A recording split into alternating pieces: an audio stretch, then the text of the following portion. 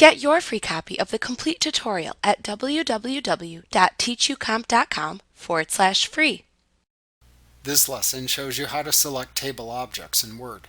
You can select the entire table, or you can select its separate table objects, like its cells, columns, and rows. After selecting a table object, you can then apply changes only to the selected object. To select a table cell in Word with your mouse, place the mouse pointer in the lower left corner of a cell. The mouse pointer then turns into a diagonally pointing arrow when in the correct position. Then click the mouse to select the cell. Alternatively, to select multiple adjacent cells, click and drag across them.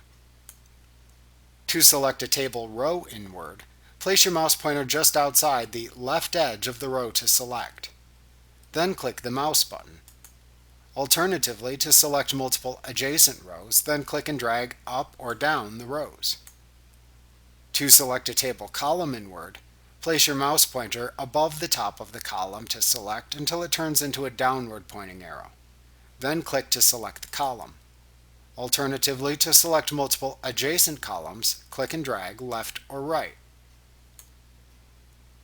To select an entire table in Word, place your mouse pointer over the table until a four-pointed icon appears above and to the left of the table. Then roll your mouse pointer over the icon and click it to select the whole table. Alternatively, you may also use the commands in the Table button group on the Table's Layout Contextual tab in the ribbon to select the same table objects in Word.